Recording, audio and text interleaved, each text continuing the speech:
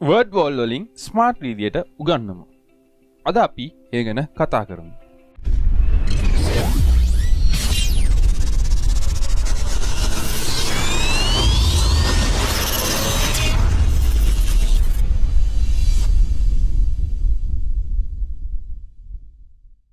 ආයිබෝවන් කියලා පිළිගන්නවා ටෙච් super YouTube channel එකට. අද වීඩියෝ එකට යන්න කලින් මතක් කරනවා ඕගොල්ලන් තාමත් මගේ YouTube channel එක subscribe කරලා නැත්නම් දැන්ම පහලට ගිහින් subscribe button එක click කරලා bell icon එක click කරන්න. එතකොට මම දාන අලුත්ම videos වල notification එකක් එයි. එතකොට ඕගොල්ලන්ට පුළුවන් ලේසියෙන්ම මගේ වීඩියෝත් එක්ක එකතු වෙන්න. හොඳයි එහෙනම් මම අද කතා කරන්නේ ලොකු පරිගණක දැනුමක් නැති වුණත් කිසිම animation graphics පිළිබඳ දැනුමක් නැති කෙනෙකුට උනත් ලේසියෙන්ම මම කියන මේ Wordwall කියන web application එකෙන් ලේසියෙන්ම නිර්මාණාත්මකව game එකක් විදිහට ප්‍රශ්නාවලියක් එහෙම නැත්නම් විෂය උගන්වන මෙවලමක් විදිහට අපිට වැඩසටහනක් හදාගන්න පුළුවන් විදිහයි. සමහර විට ඕගොල්ලන් දැනටමත් අහලා නැතුව ඇති මේ Wordwall කියන web application එක ගැන. අද අපි කතා කරනවා කොහොමද ලේසියෙන්ම මේ Wordwall කියන එකෙන් වැඩ කරගන්නේ කියලා. අපි දන්නවා වර්තමානයේදී ඇති වෙලා තියෙන තත්ත්වයක් එක්කලා අධ්‍යාපන කටයුතු ගොඩක්ම අඩපණ වෙලා තියෙනවා. අපිට පුළුවන් නම් ළමයින්ට එයාලගේ තියෙන මානසික පීඩනය අඩු වෙන විදිහටත් අධ්‍යාපනයේ තියෙන එක අපි කියන්නේ සිලබස් එක කවර් කරන්නත් පුළුවන් නම් ඒ වගේම ළමයින්ගේ දැනුම් මට්ටම ඉහළ නංවන්නත් පුළුවන් නම් තමත් වටනවා. ඒකට මේ මම අද කතා කරන Wordwall කියන application එක ගොඩක් විදියට භාවිතා කරන්න පුළුවන්. ඒක විශේෂයෙන්ම ලේසියෙන්ම භාවිතා කරන්න පුළුවන් එකයි වැදගත්කම. මෙතනදී විශේෂයෙන්ම මේ web application එක හදලා තියෙන්නේ ගුරුවරු වෙනුවෙන්ම උනත් ඔයා දෙමව්පියෙක් නම් ඔයා වැඩිහිටි කෙනෙක් නම් එහෙම නැත්නම් ඔයාට විනෝදයට හදන්න උනත් ඕනම විදියකට මේක භාවිතා කිරීමේ හැකියාව තියෙනවා.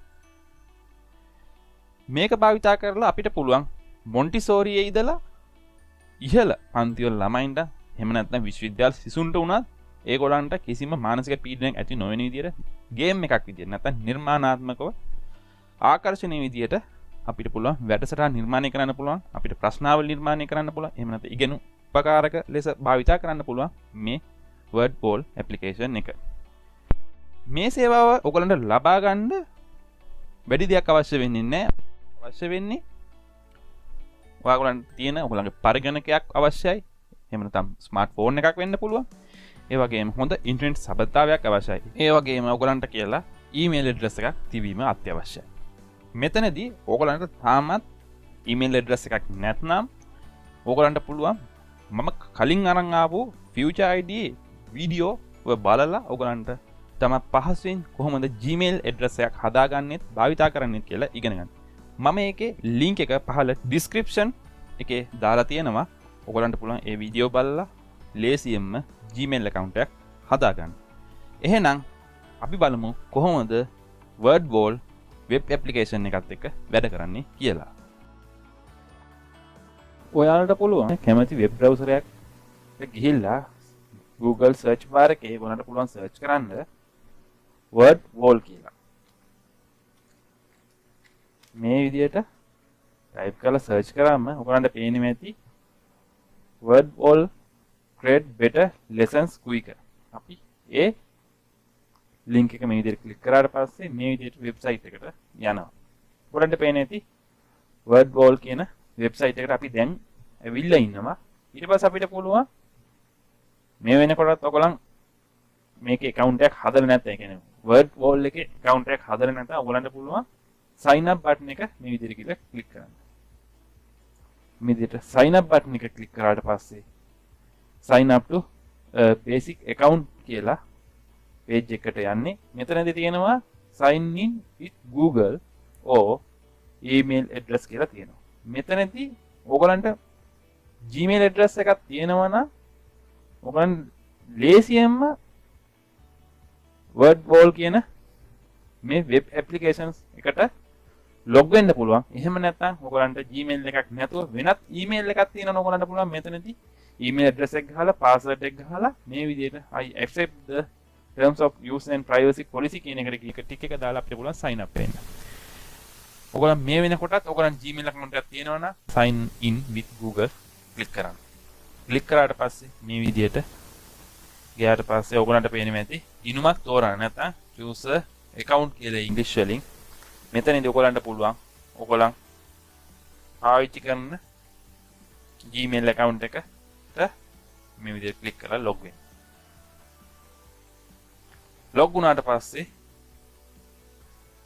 ඔයාගේ Gmail account එක හරහා Wordwall කියන එකට මේ විදිහට ඔයාට log වෙන්න. මෙතනදී පේන්නේ නැති home කියලා තියෙනවා. features කියලා තියෙනවා. community කියලා තියෙනවා. my activities කියලා තියෙනවා. my result කියලා තියෙනවා. create activity කියලා මෙතන නිල් පාට මේ බටන් එක පෙන්නනවා. upgrade කියලා තියෙනවා. මෙතන ඔයාගේ user profile එක පෙන්නනවා. මෙතනදී අපි බලමු upgrade. අපි හදාගත්තේ basic account එකක්.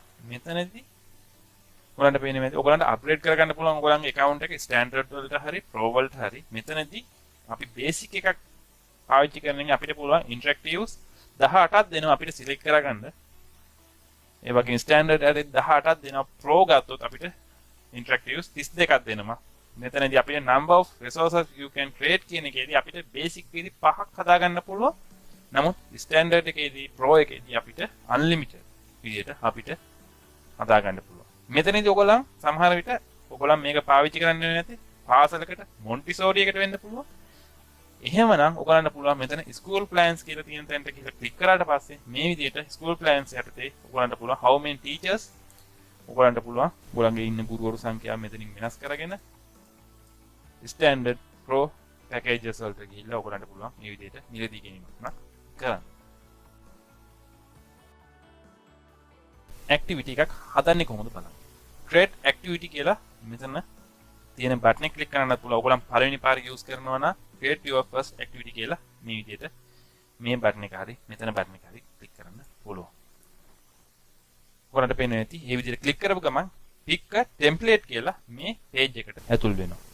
මෙතනදී ඔයගොල්ලන්ට පේන්නේ නැති interactive විදියට අපිට දීලා තියෙනවා කලින් කිව්වා වගේ 18ක් දීලා තියෙනවා. pro templates වලට මෙතනදී මේ විදියට තවත් කොටසක් තියෙනවා.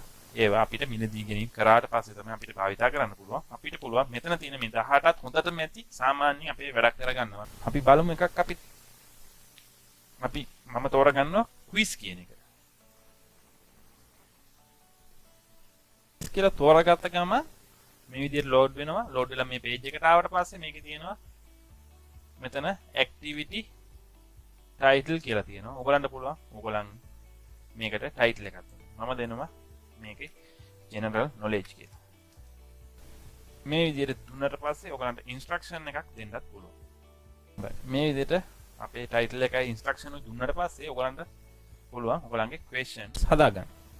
මෙතනදී මේ වැඩසටහනේදී අපිට අවම එක question එකක් විදිහටත් උපරිමේ 100ක් විදිහටත් තමයි ලබා දීලා තියෙන්නේ.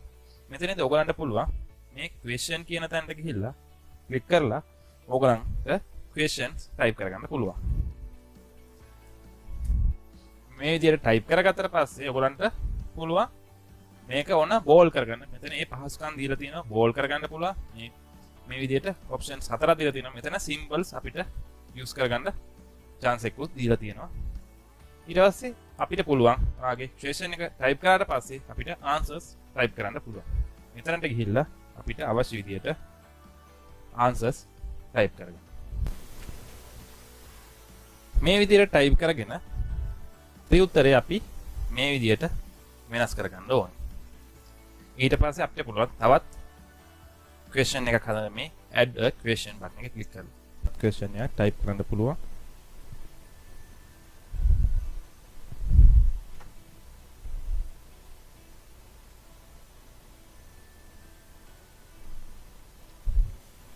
මේ විදිහට type කරලා ඔයගලන්ට ඕන පින්තූරයක් add කරන්න පුළුවන්. මේ විදිහට මේ add image වලට ගියාට පස්සේ ඔයගලන්ට පේන්නේ නැති මේ වැඩසටහනේ තියෙන විශේෂත්වයක් තමයි ඔයගලන් type කරන එකට ගොඩක් සමාන පින්තූර ඔටෝමැටිකලිම ලබා දෙනවා. එහෙම නැත්නම් ඔයාලට ගැළපෙන පින්තූරයක් තිබෙන්නේ නැත්නම් ඔයාලට පුළුවන් මේ upload කියන බටන් එක ක්ලික් කරලා ඔයාලට PC එකේ නැත්නම් phone එකේ තියෙන ෆොටෝ එකක් උනත් upload කරගන්න. මේ විදිහට select කරලා අපිට පුළුවන් පින්තූරත් add කරගන්න.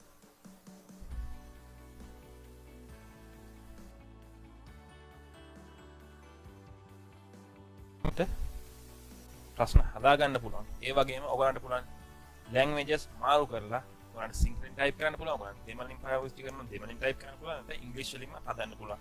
ඔයගලන්ට අවශ්‍ය තරම් ප්‍රශ්න ටික හදලා ඉවර වෙලා ඔයගලන්ට පුළුවන් මේ done button එක මේ විදිහට ක්ලික් කරන්න. මෙතනදී වැදගත්ම දේ තමයි ඔයගොල්ලෝ මතක ඇතුව හරි උත්තරේ මේකෙදි සිලෙක්ට් කරලා තමයි done කරන්නේ. මේ දේ done කරමු. save වෙලා මේ විදිහට අපිට ඊළඟ page එකට මේ විදිහට එනවා. මෙතනදී ඔයගලන්ට පේන ඇති quiz කියලා general knowledge අපි දුන්න title එක ඇවිල්ලා තියෙනවා answer to all the questions කියන එක අපි දුන්න instruction විදිහට ඇවිල්ලා තියෙනවා. ඔයගලන්ට මේ විදිහට ඊළඟ අපිට customize කරගන්න. එහෙම නැත්නම් අපිට share කරන page එකට මේ විදිහට අපිට එන්න පුළුවන්. මේ විදිහට start click කරලා වැඩ කරන්න කියලා අපිටම බලන්න. මේ විදිහට අපි බලනකොට ඔයගලන්ට පුළුවන් මේ විදිහට හරි උත්තරේ දුන්නම ඔයගලන්ට පේන්නේ නැති. හරි උත්තරේ දුන්නම හරි ලකුණක් වැටෙනවා. අපි හිතමු වැරදි උත්තරයක් දීලා ඔයගලන්ට පේන්නේ නැති. වැරදි උත්තරේ දුන්නම වැරද්දක් පේනලා හරි උත්තරේ මේ විදිහට පෙන්නනවා. මේ විදිහට හදාගත්ත එක අපිට පුළුවන්. දැන් අපි දාගෙන ඉන්නේ ක්ලාසික් තීම් එක. ඔයගලන්ට පුළුවන් මේ විදිහට තීම්ස් වෙනස් කරගන්න. ජංගල් ඔයගලන්ට පේන්නේ නැති. මම ජංගල් එක ක්ලික් කරාම ඔයගලන්ට පේන්නේ නැති. ඒක ගොඩාක් නිර්මාණාත්මක විදිහට පොඩි ළමයෙක්ට හරිම ආස හිතෙන විදිහට මේක හදාගන්න පුළුවන්. මේ විදිහට ඔයගලන්ට තීම්ස් ටිකුත් මේ වැඩසටහනේදී ලබා දීලා තියෙනවා. ඔයගලන්ට ඒ විදිහට කස්ටමයිස් කරගන්න පුළුවන්. ඒ වගේම ඔයගලන්ට පුළුවන් මෙතනදී දැන් ඔයගලන් තෝරාගත්තේ quiz කියන ටෙම්ප්ලේට් එක. නමුත් ඔයගලන්ට ඕනේ නම් වෙනත් ටෙම්ප්ලේට් එකකට මෙතනදී මාරු වෙන්න පුළුවන්. ඒ ඔප්ෂන් එකත් මෙතනදී ඔයගලන්ට දීලා තියෙනවා.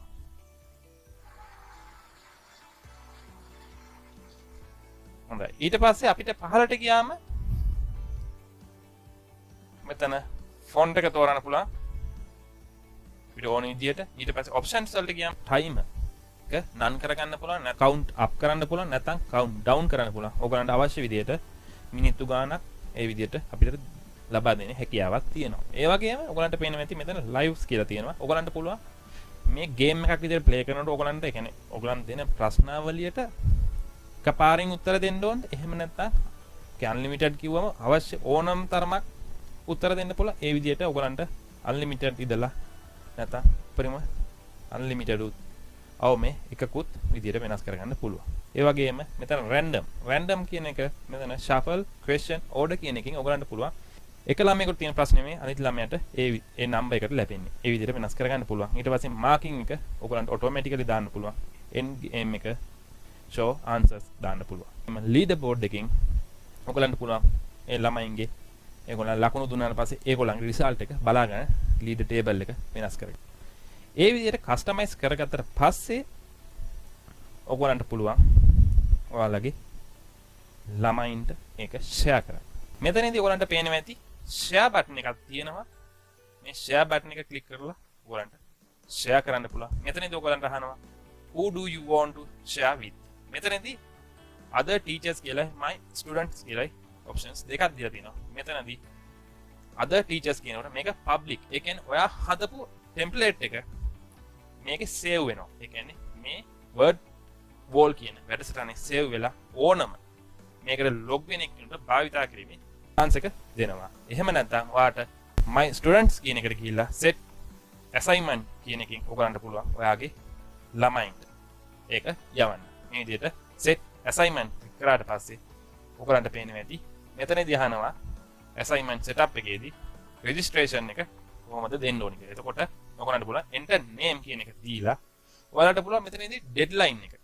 දැන් none කියලා තියෙන ඔයගලන්ට පුළුවන් date එකක් fix කරන්න පුළුවන්, time එකකුත් fix කරන්න පුළුවන්. ඊට පස්සේ end of games වල තියෙනවා ඔයගලන්ට පේනවා ඇති show answers. ඒ කියන්නේ ප්‍රශ්න වලට උත්තර දුන්නාට පස්සේ show answers කරන එක ටික එක දාන්න පුළුවන්. ඊට පස්සේ ළමයින්ටම තමන්ගේ ලකුණු දැනගන්න. ඒ කියන්නේ තමන් විතරන්නේ හැමෝගෙම ලකුණු දැනගන්න ඕනි නම් leaderboard එකත් add කරන්න පුළුවන්. එහෙම නැත්නම් start again කියන එක ඔයගලන්ට ටික එක දාලා අපිට පුළුවන් start කරන්න.